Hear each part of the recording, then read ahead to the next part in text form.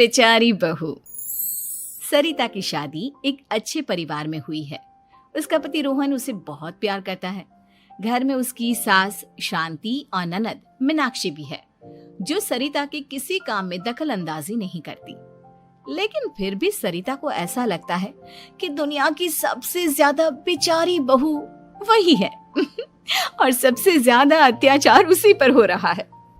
माँ जी, ये लीजिए आपकी चाय। अरे बहू, तूने इतनी ज्यादा चीनी क्यों डाल दी चाय में? हाय हाय माँ जी, मैंने तो उतनी ही मीठी बनाई है जितनी मीठी आपको पसंद है। माँ जी, आपको तो मेरे हाथ की चाय अच्छी ही नहीं लगती। जब देखो कुछ न कुछ कमी निकाल ही देती हो। अरे बहू, तू एक बात के पीछे ही पड़ जाती है। मैंने ऐसा कब कहा कि तू रोज चाय खराब बनाती है? सरिता अपने कमरे में चली जाती है और फोन उठाकर अपनी माँ से बात करती है। हेलो माँ, कैसी हो आप? क्या कर रही हो? मैं तो ठीक हूँ, पर तू बता, तेरा मूड कैसा है?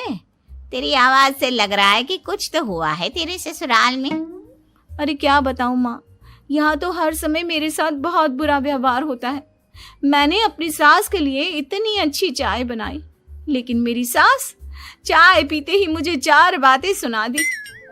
बेटी, तू इतनी छोटी छोटी बातों पर ध्यान ही क्यों देती हो? तुम्हारी सास ने कुछ बोल भी दिया तो क्या हो गया, वो बड़ी है ना तुझसे। माँ ने इतना समझाया, लेकिन इस बात का सरिता पर कोई असर नहीं हुआ। अपनी बेचारी बहू की छवि वो बदलना ही नहीं चाहती। अगली सुबह सब नाश्ते की टेबल पर बैठकर नाश्ता कर रहे थे, तभी सरिता ने अपने पति से कहा, सुनिए जी, मुझे ना आज बाजार से कुछ सामान लेकर आना है। आज आप ऑफिस से आने के बाद मुझे लेकर चलना ना। भाभी, मुझे भी कुछ किताबें खरीदनी है। आप दोनों जा ही रहे हो तो मेरी किताबें भी ले आना। लो, अभी तो बात ही की है बाजार जाने की, तो एक फरमाइश आ गई। माँ जी, आप भी बता दो कुछ, और हाँ, मोहल्ले वालों से भी बोल दो अगर वो कुछ मंगवाना चाहते हो तो। बेचारी मीनाक्षी अपना सा मुंह लेकर रह गई। ये सब देखकर रोहन से चुप नहीं रह गया और वो गुस्से में बोला, सरिता, क्या हो गया है तुम्हें? मीनाक्षी ने तो सिर्फ किताबों के लिए बोला है।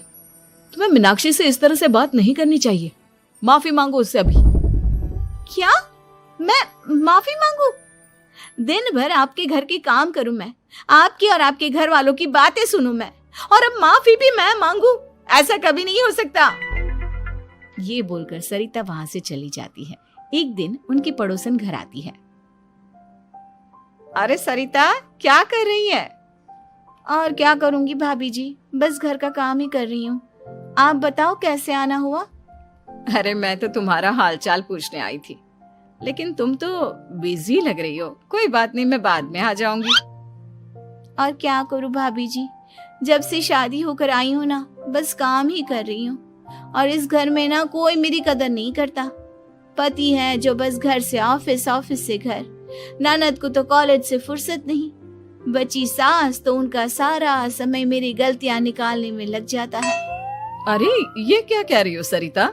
तुम्हारी सास तो पूरे मोहल्ले में तुम्हारी तारीफ करती फिरती है कि तुम बहुत अच्छी हो, पूरा घर तुम्ही ने संभाल रखा है। हाँ तो क्या हुआ, इसमें गलत क्या कहती है? सच्ची तो कहती है। मेरी मर्जी के बिना इस घर का पत्ता भी नहीं हिलता। शाम को जब रोहन घर आया तो उसने सबसे कहा, कल हम सबको मौसी जी के घर जाना है, उनकी बेटी की शादी है। सब अपनी अपनी पैकिंग कर लो, सुबह होते ही निकल जाएंगे। और सरिता, तुम कान खोलकर सुन लो, वहां जाकर किसी की बुराई भलाई शुरू मत कर देना, नहीं तो मुझसे बुरा कोई नहीं होगा। हाय हाय जी, आप तो ऐसे कह रहे हो जैसे मैं सुबह शाम सबकी बुराई करती फिरती हूँ। आज तक कोई कह नहीं सकता कि मैंने किसी की पीठ पीछे किसी के बारे में कोई बुरी बात बोली हो तो। अरे बस बहू, बात को और ज्यादा आगे मत बढ़ा। हमें सब पता है तो हमारे साथ क्या व्यवहार करती है। ये बात घर तक रखना, शादी में किसी को कुछ मत बोलना, नहीं तो सब कहेंगे कि शांति की बहू कितना बोलती है। हाँ हाँ, सब कुछ तो मैं ही बोलती हूँ ना। आप लोग तो हर समय फूलों की बारिश करते रहते हो मेरे ऊपर।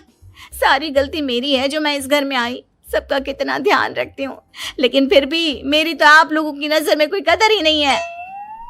अगली सुबह सब लोग मौसी जी के घर पर चले जाते हैं। वहां पर शादी का माहौल होता है, सब जगह चहल पहल होती है, बहुत सारे मेहमान आए हैं। सरिता को वहां बहुत अच्छा लग रहा है। वो अपने मन में सोचती है, यहाँ कितना अच्छा लग रहा है, कितनी रौनक है। मैं यहाँ किसी से ज्यादा बात नहीं करूंगी। अगर मेरे मुंह से कुछ ऐसा वैसा निकल गया तो रोहन जी तो मुझसे गुस्सा हो जाएंगी। सरिता ये सब सोच ही रही थी कि वहां रोहन की कजिन साक्षी आ गई और सरिता से बोली, आप सरिता भाभी हो ना? जितना आपके बारे में सुना था, आप तो उससे भी ज्यादा सुंदर हो।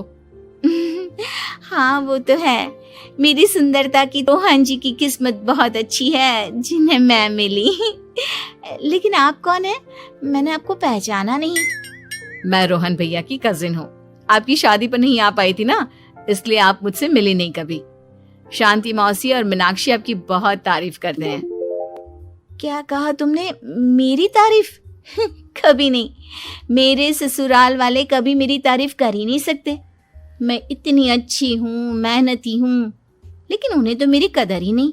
सारा दिन घर का काम करती हूँ, फिर भी मेरी सास ना मुझे सुनाती रहती है, और पति भी मेरी सास की साइड लेते हैं। ना कभी बाहर ले जाते हैं, ना कहीं घुमाने। अगर घुमाने के लिए कभी बोल भी देना तो उनकी बहन बीच में आ जाती है। मैं कैसे रह रही हूँ उस घर में, ये मैं ही जानती हूँ। सरिता की ये बातें सुनकर साक्षी को बड़ी हैरानी हुई। अब वो हर किसी के सामने अपनी बढ़ाई और ससुराल वालों की बुराई करने लगी। रोहन और शांति को सरिता पर बहुत गुस्सा आया, लेकिन वो चुप रहे। अगले दिन जब वो अपने घर पर आए, सरिता, तुमने क्यों सबके सामने मेरी इज्जत का तमाशा बनाया? तुमसे बोला था ना कि चुप रहना।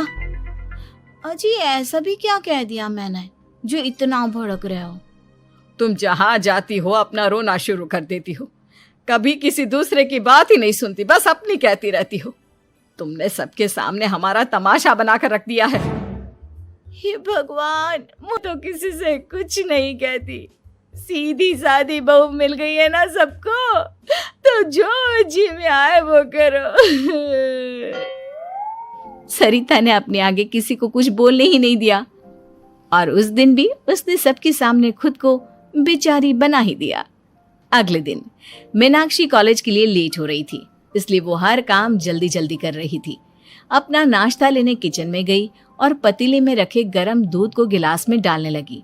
दूध का पतीला उसके हाथ से छूट गया और गरम गरम दूध उसके हाथ पर गिर गया। ओए माँ, हाय मेरा हाथ, माँ मेरा हाथ जल गया। मीनाक्षी की आवाज सुनकर सरिता दौड़ती हुई आई। ये क्या किया तुमने? तुम्हें नाश्ता चाहिए था तो मुझसे बोल देती, मैं क्या मना करती थी?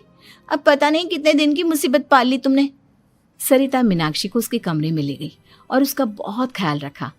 उसका इस तरह से ख्याल रखना शांति और रोहन को थोड़ा अजीब लगा। माँ, सरिता के दिमाग का भी कुछ पता नहीं। कल शादी में सबको इतना कुछ बोल कर आई है हमारे बारे में, और अब मीनाक्षी की कितनी अच्छी देखभाल कर रही है। ये ऐसा क्यों करती है? बेटा, तेरी बीवी की ना आदत हो गई है सबके सामने खुद को बेचारी दिखाने की, और आदत इतनी जल्दी नहीं बदलती। जब ये बोलना शुरू करती है तो रुकने का नाम ही नहीं लेती, इसलिए इसे पता ही नहीं चलता कि ये किसके सामने क्या बोली जा रही है। लेकिन दिल की बहुत अच्छी है। हमें भी अपना दिल बड़ा करके ये जैसी है इसे स्वीकार करना चाहिए।